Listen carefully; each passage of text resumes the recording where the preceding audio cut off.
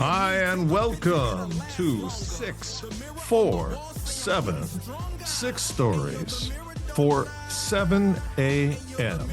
Because there is a famine of truth in our land. And this is your quick news fix. And the truth starts now. All right, take one. We're going to talk about television. What's happening? Broadcast TV is down to 18.5% of the viewing public, according to Nielsen surveys. Use of the TV grew, though, by 3% last month, and Netflix grew 13.5% last month. YouTube is growing, not fast, but it's gaining 0.3%. Cable TV fell almost 1%, and streaming TV is growing, but Disney streaming TV is down 4.8% in June. So there's all kinds of ways you can interpret that. For the first 6 months of 2025, reruns of 50-year-old Gunsmoke earned more streaming minutes than any of the woke garbage Disney spent billions putting out. Star Wars, Marvel projects, all of this streaming stuff, none of it placed in the top 20. Instead, you've got Grey's Anatomy at number 2, NCIS at number 3, Family Guy number 4. I don't know why. SpongeBob SquarePants at number 6, Criminal Minds at 13, Gunsmoke at 18. But basically, all older stuff, and more importantly, programs that have storytelling. Okay? Storytelling is timeless. And after the woke inversion, insanity of the Biden years, people are looking for something that makes sense. And Trump is calling this the revolution of common sense. We're starting to see it all over the place. And it's almost getting hard to imagine how we were operating in that insane, altered reality. Anyway, these are indicators. Make of them what you will. I don't watch that damn thing. All right, take 2. Gates is back. Oh, and with nothing but humanitarian intentions, so your alarm bell should be going off. The company this time is Apeel Sciences. A, and then the word peel, P-E-E-L. Isn't that catchy? It's like the word appeal, like how appealing Bill Gates is. Okay, so Apeel Sciences, huge support from the World Economic Forum, so you know it has to be good for you. These are the folks that brought you the vax mandate, the global death shot, right? They only want the best for you.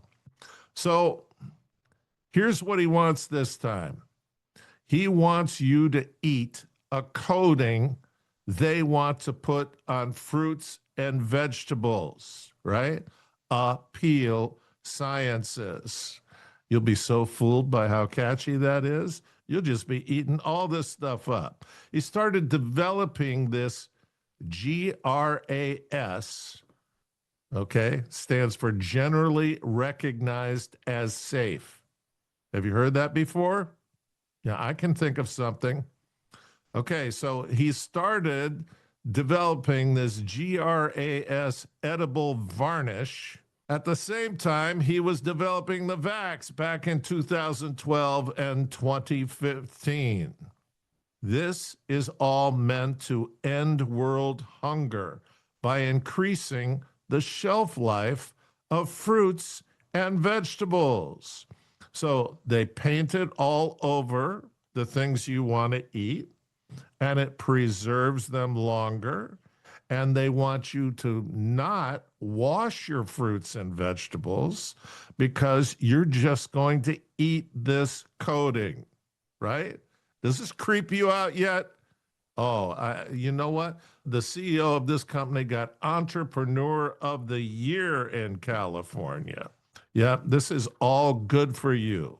Keep listening. So, why are a significant portion of the ingredients in what they call organopeels, right? Why are a significant portion of the ingredients remaining undisclosed, right? They want this to be an organic. And they say it's all made from vegetable material. So if it's all made from vegetable material, why are the majority of the ingredients remaining undisclosed? And why are organic organizations that sell organic fruit shying away from this? Bill and his billionaire pals just want to help improve life on Earth. And they demonstrated that to us over the last 5 years. And they continue to. What could be wrong with fresher fruits and vegetables? I don't know. You try it. I'll take mine without the Vax varnish for the next 10 years. What a creep. All right, take 3. GM expanding gas-powered vehicle production. GM CEO Mary Barra announced in 2021 that by 2035, GM would exclusively produce electric vehicles. We're talking zero emissions. No tailpipes, folks. Can you imagine the dream? It's all climate change and AOC and Green New Deal and leftist religiosity. So last Tuesday, the orange roughies afoot, GM announced plans to invest $4 billion in U.S. facilities with a focus on gas-powered engines. I don't know how Mary and her friends are going to talk with one another at their cocktail parties.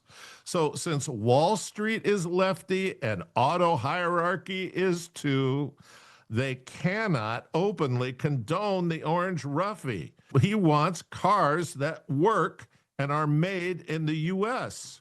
And Trump basically says EVs aren't practical. And most non-elites feel the same.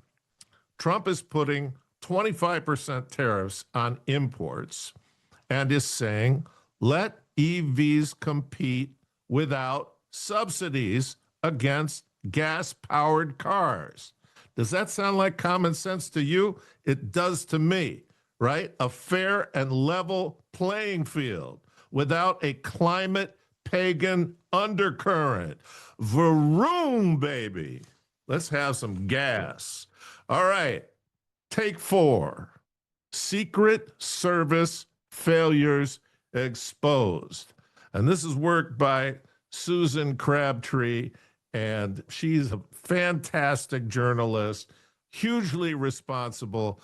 But for me personally, I cannot wade through this kind of writing where everything is pointing towards huge conspiracies and none of it gets put on the table. Okay, so we're waiting forever to get to the bottom of this whole Secret Service thing, which is, it's got connections with Biden's wife, Doc Jill, and her best friend, this Cheadle chick from PepsiCo. And it was all just a setup to try to kill this guy, okay?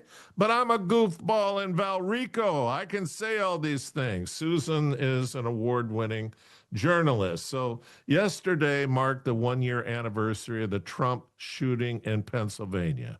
And Crabtree says, when everyone is responsible, no one is responsible.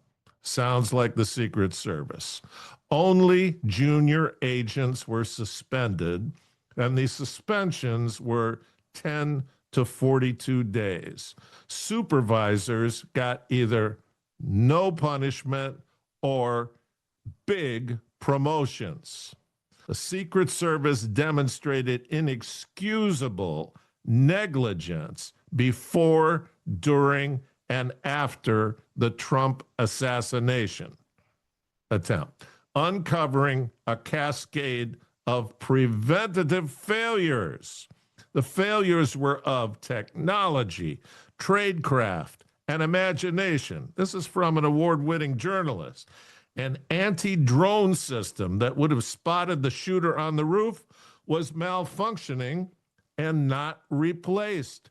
Trump's people were asking for 3 months to have 3 sniper teams because of a verified Iranian threat, because they were still so pissed that he took out Soleimani in his first presidency.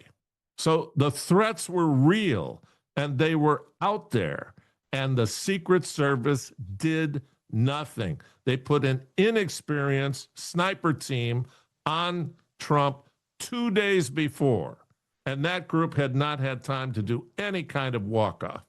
So it's so much worse than this is being described, okay? The comms were not established between police and Secret Service. That never happens. Unguarded roof 150 yards was not flagged as a primary shooter spot and left for the local cops to cover. Why would Secret Service stay away from that?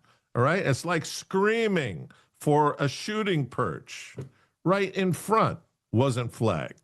Basically, we know almost nothing, but Thomas Crooks did not act alone. We know that. And this whole thing stinks to high heaven 1 year later. It's as bad as Epstein.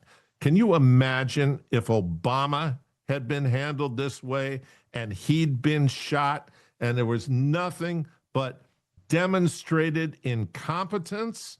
There would be a 24/7 channel of nonstop conspiracy TV. There would be publications about this, and we get nothing, okay? Nothing. It cannot stand, okay? Wow. What a mess to clean up from these goofballs. Take 5. Drone warfare keeping you up at night? Well, guess what? There is a remedy coming, and it's being manufactured at scale. Defense tech startup Ep056 has you covered with a cutting-edge, cost-efficient drone zapper called Leonis. Remind you of a general? We're talking high-powered microwaves that create a phased array of overlapping microwave signals that fry the circuits of thousands of incoming drones in a coordinated burst. The drones don't explode, they just drop out of the sky to the ground instantly with their circuits fried. Leonidas, after the Spartan general, can be deployed as a force field around a base or as a death ray targeting incoming swarms. It doesn't matter how many there are. They all get fried in a millisecond. Leonidas fries everything electrical, but birds can fly through it and they're totally unharmed. So no matter how they have tried to shield the drones, wrap them in copper wire, put all kinds of things around them, the microwaves find a way in and fry the circuits. And they are mass producing these things as we speak. That's a win. All right, take 6. You made it through it, almost. We're going to talk about woke branding, a marketing DOA, death on arrival. So 2 years after the Biden inversion syndrome had hit full throttle, Anheuser-Busch took their best-selling product, Bud Light, and rebranded it with a super campy transvestite named Dylan. So good for Dylan, but death for Bud Light. Sales have still not recovered, with every possible discount and macho, cringy overcorrection attempted. You can't make it up. Go woke and go broke. And now for Act 2, the woke drama continues with Jaguar. Jaguar. Not Mopar, but definitely the bridge between James Bond and Smokey and the Bandit. Jags and gorgeous Euro women were synonymous for decades. Very cool. No more. Jag messaging now doesn't even show the car, but it shows men wearing dresses with messaging like create exuberant, live vivid, delete ordinary, break molds. How about Bud Light 2.0, or going from badass to dumbass? Way to destroy a wonderful brand. Biden, the French Olympics, the general insanity of unbridled foppery are becoming harder to remember. Thank you, God. But you remember us. We want you to like us, share us, and have a great Thursday. Remember, it's Glide Slope Thursday. You are getting ready to come into Friday. So do the best that you can today, and God bless you.